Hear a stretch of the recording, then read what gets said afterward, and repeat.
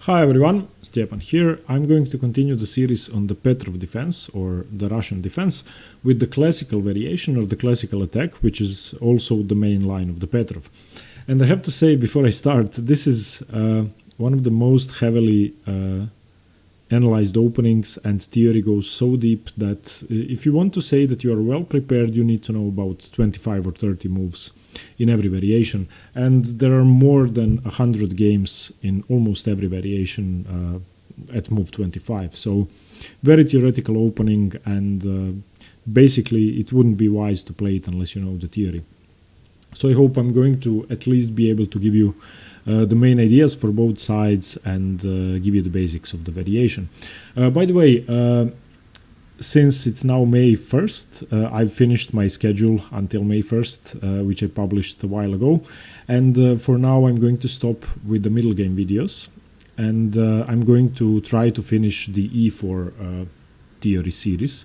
So I still have the Petrov, the Scotch and the Philidor. I'm also going to make one video about the Nfe3 defense, which was requested in the last video, which I sort of missed, and I think it's necessary, but it's only going to be one video. Philidor is also only going to be one video.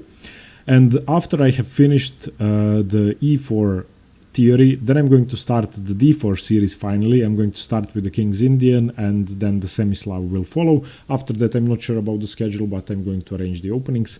And I'm also going to start the Endgame series at the same time. So I still have after this one 4 videos in the Petrov, then I have the Scotch, the Philidor and the Nfe3, and after that the Endgame series and the D4 series. So about the middle game series, I haven't finished it. I'm just putting a stop to it for now because I'm slowly but surely running out of topics. So if you have any suggestions about videos in the middle game series, they will be more than welcome. You can send them here in the comments, you can send them through Lichess, you can email me, whatever.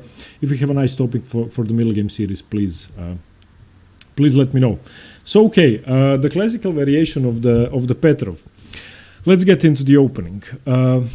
So okay, after E4, E5, Knight F3, Knight F6, the Petrov defense or the Russian defense or the Russian game or the Petrov or whatever, we're going to look at the main move, Knight takes E5, Black's only move D6, Knight to F3, and now Black's move, Knight takes E4. And here we already said we are going to look at 3 options, Knight C3, Queen E2, and the move we are going to look at now, D4.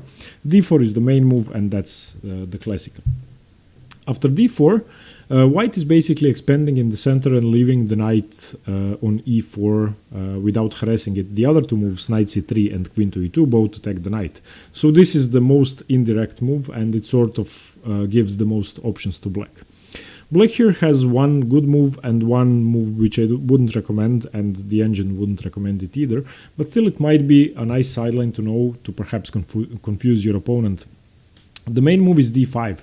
So after D4, D5, you have the Petrov center with this symmetrical pawn structure on both sides. Now, most often it's going to end up with the white pawn on C4 and with the black pawn either on C7 or C6. So it's not going to be symmetrical. White is going to have slightly more space, and perhaps white is going to have an isolated queen's pawn if black decides to capture, which is very rare, but still it's a possibility. And the other move, which is a sideline, is the move bishop to E7. With bishop to E7, white isn't being challenged in the center. So black isn't taking up central space with D5, which would be the most sensible things to do. Black is instead trying to develop as soon as possible. Now here C4 isn't such a popular move. Taking up space immediately, it's much better to continue your development. There have only been 6 games with C4, and the main move, bishop to D3, there have been 250 games.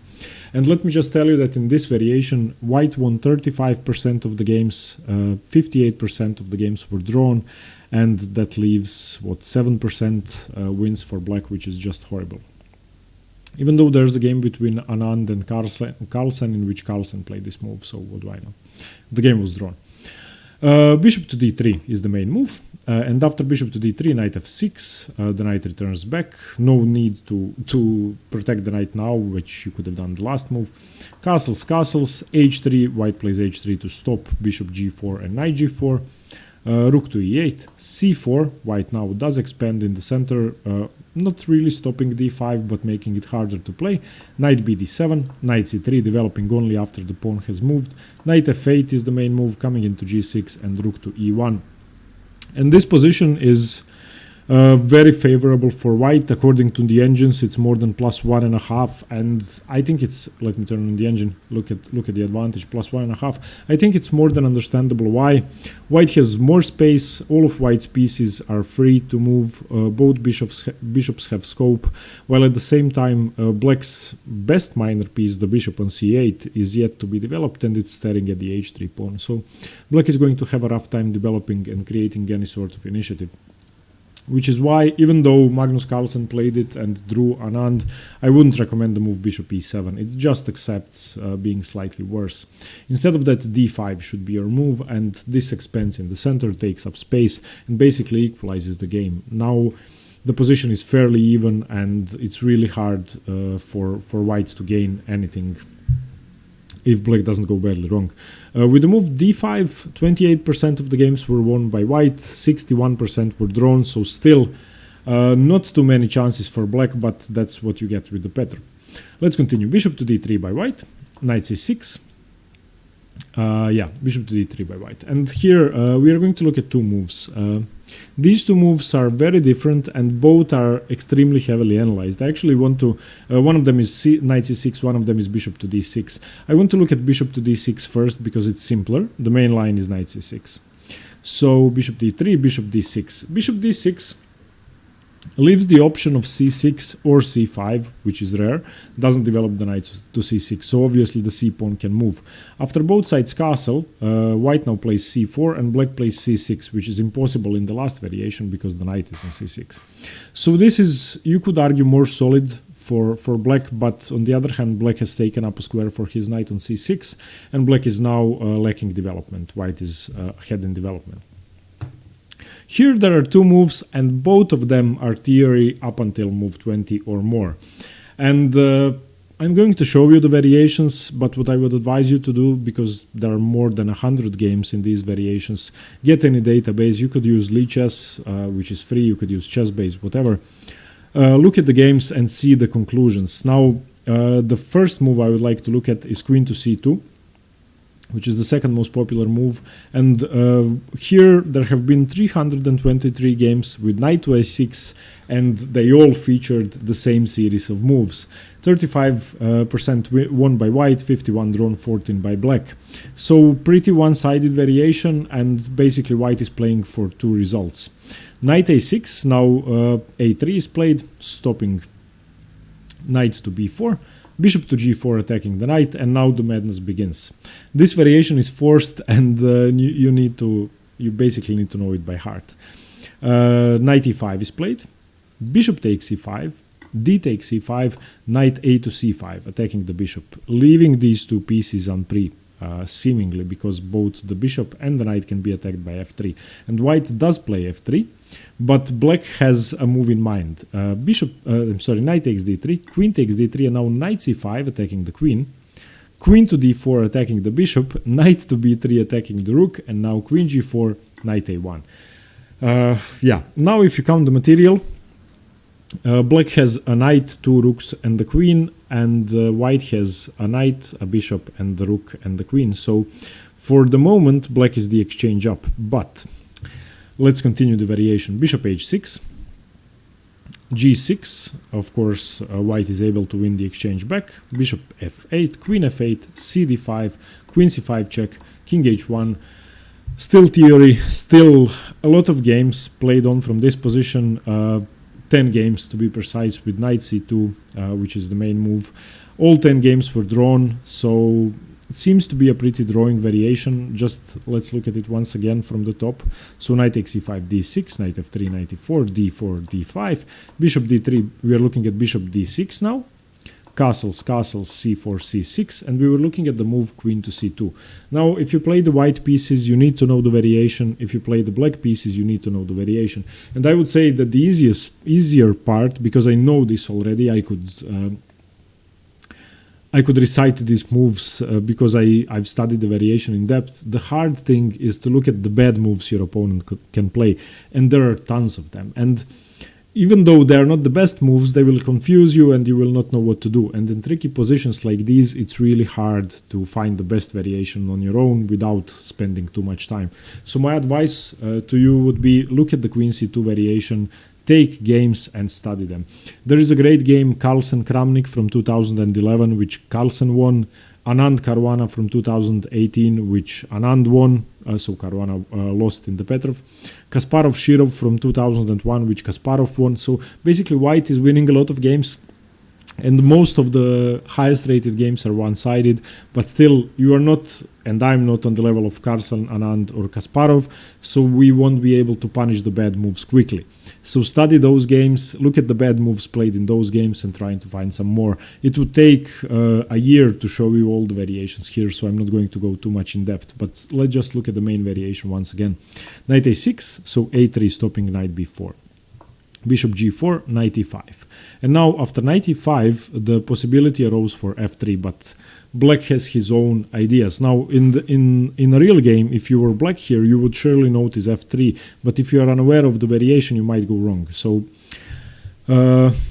let's look at some. Bishop f5 has been played, white wins most of the games. Bishop h5 has been played, so definitely if you don't know the best move, bishop takes e5, you're going to be in trouble. d5, knight ac5 attacking the bishop, f3, knight takes, queen takes, knight c5 attacking the queen. And now you might think that it's okay to protect the b3 square, but the bishop is actually hanging, so if you attack the knight, this square is going to be available, and the best thing is to do is to attack the knight, because you can win the exchange back with bishop h6, queen d4, knight b3, takes, bishop h6, g6, bishop takes, queen takes, cd5, queen c5 check, king h1. Knight c2 is played from here on. The knight probably wants to go to d4, so white is going to try and stop that. And I would say that white is better. If you ask the engine what it thinks, the engine thinks it's slightly better for white, but almost equal. I think it's easier to play for white because you have these two pawns, and black still has to get the knight out of trouble in order to do anything to those pawns. White has ideas of e6, d6, and an attack, while at the same time black is far away from starting any sort of attack. Now let's go back. After d4, turn on the engine, d5, bishop d3, bishop d6. We are still looking at castles, c4, c6. White doesn't have to play queen to c2, this forcing line, even though it seems it's much better for white. The main move is rook to e1. This is now called the Staunton variation, and there are plenty of variations here, 10 different names we already went over, so I won't even mention them. Bishop f5 is the main move. Queen to c2 now.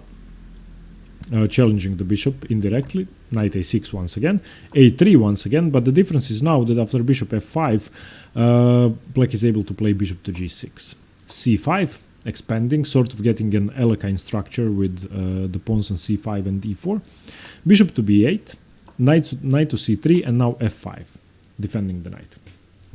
And this is, I would say, one of the trickiest variations for white to play. Even though white is supposed to have an advantage and black's pieces don't have that much space, white's pieces don't have that much space either. If you ever take on e4, white is going to have a very dangerous pawn in your position, which is going to disrupt the communication between your pieces. And you don't really have attacking chances with this pawn here.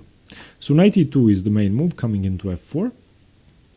Knight c7, knight f4, bishop e8, and all of black's pieces seem to be on the first two ranks apart from the knight, and white does seem to have a very nice square here on e5. So when I was looking at this position, I was looking at variations with bishop to f1, knight to d3, and trying to get something into the e5 square, which seems very sensible.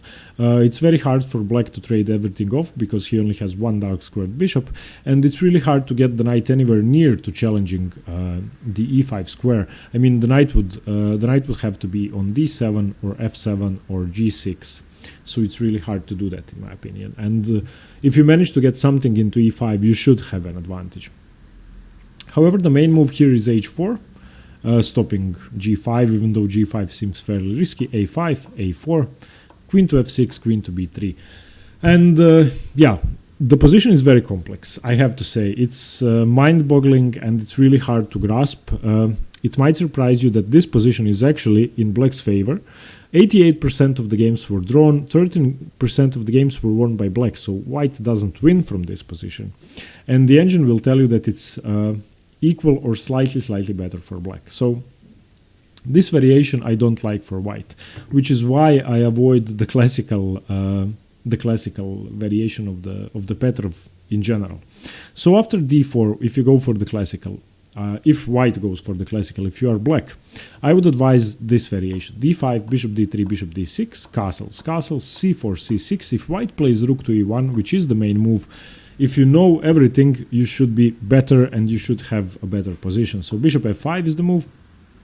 Queen c2, knight a6, a3, bishop g6, c5, bishop b8. Don't be afraid to bring your pieces back.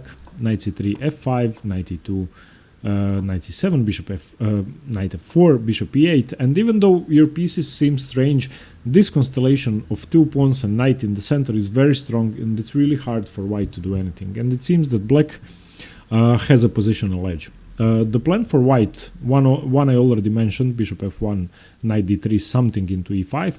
The second plan I was looking at was b4, a4, b5, and trying to do something on the queen side, because your bishop is aiming there, you have a rook perfectly placed here, and your queen is also looking at the queen side. So white definitely has to be sharp and aggressive in this line. And still, I think if black plays well, black stands slightly better. Okay. Now let's look at the other move. We just looked at bishop d6, which is very interesting. And if white plays queen to c2, then yeah, it's almost a forced draw, but better for white. And if white plays rook to e1, it seems that black is better. But still very theoretically heavy openings, and yeah, you need to know them. Now the main move is knight to c6, not giving black the option of c6. White castles, bishop e7. And here there are several options. Bishop in this variation with knight to c6, the bishop doesn't go to d6, it goes to e7.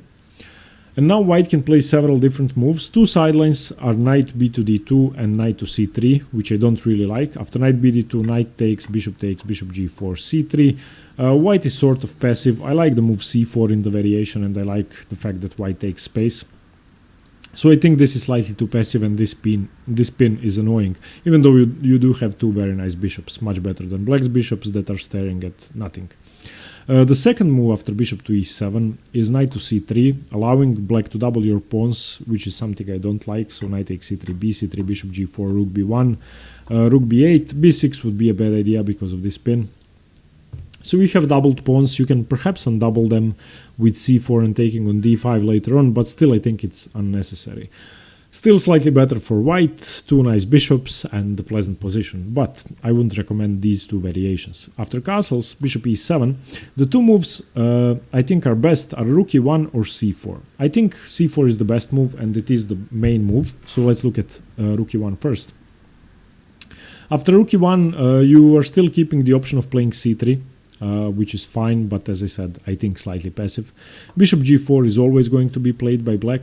c3, the pawn was now indirectly under attack, so if bishop takes, queen takes, knight takes, d4 would be winning for black. And now once again f5, which is a very annoying move in this variation. So for black, I would really recommend studying the lines with f5, because f5 seems to disrupt white's pieces tremendously, and it stops most of white's attacking chances, because the d3 bishop is blunted, the e4 knight is perfect, and yeah, that's why I have a problem with d4 with the classical, because the knight is often left on e4, which is really annoying. Queen b3 is played, black doesn't protect this pawn. It would be, well, actually, why doesn't black protect this pawn? There has to be something here, I'm not sure. Queen takes b7 has been taken only 12 times. Oh yeah, rook f6 is the move. Okay, yeah, I forgot. And the queen is slightly misplaced. The black pieces are becoming active. After queen to b3, bishop takes f3, yeah, and gf3, and black is slightly better after rook to g6. So it's very scary to take the pawn. So after queen to b3 castles, white usually plays knight b to d2, and now actually this should be an option because now the variation doesn't work. Bishop f3, knight f3. So now white black has to parry the threat. So black plays knight to a5, chasing the queen away, queen to c2, knight back to c6, and now b4. Yeah, it's an aggressive variation and still a lot of theory, more than 60 games from this position, and one-sided for white once again, but I really don't like the variation for white because I'm not sure what to do with my pieces. Once again, the d3 bishop is blocked and the e4 knight is the biggest problem I have. And it's really hard to get your knight into e5 now because the knight from c6 can take it. And yeah, I don't like this variation for white because this structure doesn't seem too solid. So after castles, bishop to e7, we are looking at the knight c6 line. I wouldn't recommend the move rook to e1, even though the engine thinks that white is better. I think c4 is the way to play. And what c4 does in the classical Petrov, it undermines the d5 pawn, which is protecting the annoying e4 knight. And this is why I think that c4 is a must-play move. Because if you do not undermine the defense of e4, then the knight is going to be on e4 forever. And after f5, you are going to have to live with the knight for the rest of the game. Now the variation continues knight to b4, harassing the bishop, bishop to e2, castles, knight to c3. Bishop to f5, chasing the knight away with a3. And by the way, we are now looking at more than 1300 games. This is the most theoretical variation of the classical. This is in fact the main line. And this, I think it's 30-something moves of theory. So it's really hard to analyze everything, but at least the main line you need to know. So okay. After a3, black doesn't retreat the knight immediately. Black captures because white is undermining d5 anyway. So black captures on c3. Knight c3, b3. Now the knight retreats. Knight c6, and white plays rook to e1. Rook to e8 by black, which is normal. And now c d5, queen d5, bishop f4. And now the huge difference in the position.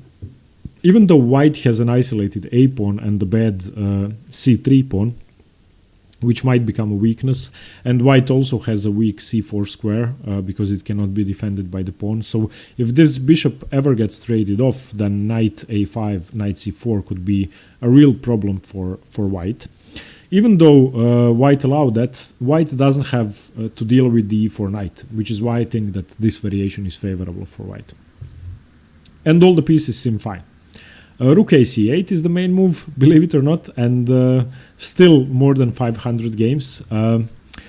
This is by far the most popular move. 800 games with rook ac8, bishop d6, only 53 games. So rook a to c8 with the plan of c5 later on and still defending the c7 pawn. You don't want to give it up. So bishop f4, yeah, it was a threat, but black perhaps doesn't have to do anything about it. Still, the theory says that the pawn should be defended with the rook because it's a multi-purpose move. c5 could come in handy. Bishop d3 by white, queen d7, defending the bishop, rook to b1, attacking the b7 pawn, b6, and now b6 is a weakening move because of what we already mentioned, bishop to b5, pinning the knight to the rook if the queen moves. So white has a tricky move here, d5. And if queen takes knight, if queen takes d5, then white is winning. So the variation is queen takes d5, bishop to b5, pinning the knight to the rook and threatening to exchange the queens. So if black takes the queen, rook b takes, the knight is dropping or the exchange is dropping. So the main move after queen takes d5, bishop b5 is actually queen to c5, but now the queen is very awkwardly placed and the knight is pinned and the pawn was worth it. It was worth to sacrifice the pawn because now this is a very dangerous pin for black to deal with. And yeah, it's basically winning for white. So after d5, black shouldn't really take the pawn. Now we are going into another tricky variation which you simply have to know. You don't move the knight. You play the intermezzo bishop d3. And after queen d3, you don't move the knight because the pawn is pinned. The queen would get captured, so white cannot take on c6. The move is bishop takes a3, and now white is a pawn down, as you can see. There are, however, options of rook a1 later on, winning the pawn back, but there's a very tricky move and a nice move that white could play here, knight g5. Now white is threatening to take on h7, of course, winning the game because it would be mate. The king cannot go to e2. And now g6, knight to e4, threatening knight f6, winning the queen. So queen to f5. And now you might wonder what the hell is going on, why can't c6 be taken? Well, it can be taken, but the bishop on f4 is now loose. So the intermezzo move once again, bishop takes c7, rook takes c7, and now bishop takes c7 wasn't only to take on c6, the point of the move was to lure the rook away from the defense of e8. So now after bishop takes c7, rook takes c7, you have knight f6 check, and after queen f6, rook e8 check. King g7, dc6. Count the material now. White is an exchange up, and yeah, both sides have 5 pawns. Black is about to win 1 pawn, the c6 pawn. So black is an exchange down for a pawn, but the position is perfectly playable because black's passed pawn on a7 can be very dangerous. And yeah, I would still rather have white, but yeah, it's an imbalanced position. And by the way, 106 games were played from this position, all with the move bishop c5, and yeah, 92% of the games were drawn. So it's a very drawing variation, but as I said, it's drawing on the highest level, and on our level you can't really say what's going on. It's very tricky, but still I would rather have white. The engine says it's equal or slightly better for white, so not a big deal. So let's look at the main variation once again. e4, e5, knight f3, knight f6, knight takes c5, d6, knight f3, knight takes c4, d4, d5, bishop d3, and knight c6, the main move. Castles, bishop e7, and for white I would really recommend that you play c4, undermine the e4 knight. Every other move seems equal for black. c4, knight b4 attacking the bishop, you definitely don't want to give the bishop up, so bishop e2. Castles, knight c3 challenging the knight, bishop f5 defending, a3, and now you don't immediately retreat, you interpose knight c3, so knight c3, bc3, knight c6, rook e1, rook e8, cd5, queen d5, bishop f4, attacking the c7 pawn, so rook a to c8 is the main move, defending the pawn and perhaps preparing c5, bishop d3, queen d7, rook b1 attacking the pawn, b6, d5. If you are black, don't take the pawn with the queen, it's a trap. Bishop takes d3, queen takes d3, you don't have to move the knight, the pawn is pinned, bishop takes a3, knight g5, white sacrificed the pawn, but he's going to be much better now after winning the exchange, g6, knight e4, queen f5, bishop c7, luring the rook from the defense of a8, takes, knight f6 check, queen takes, rook takes, king g7, dc6. I know it's a very tricky variation, and once again I would recommend that you take this position, study. Out of the 100 games that were played, take 10 or 20 with the side which you are playing. If you play white, take the games in which white won and vice versa. And before this move, from the start of the variation, take at least 50 games and try to find the sidelines and the strange moves and the bad moves which you can't really be prepared for otherwise. Nobody is going to show you the blunders. Try to solve them before they appear on the board. And it's hard to do, it takes a lot of time, but it's really fun to do, and it's, I think, the best way to study chess. So take the board, put the position on the board, and try to find the move which would make you think. If you can find it, and if it's not theory, then it means it's bad. If you don't know how to punish it while training, then you are going to use the engine or the books or something, which is going to make you stronger for the real games. And very often it's going to happen that your opponent plays the blunder you already defeated at home.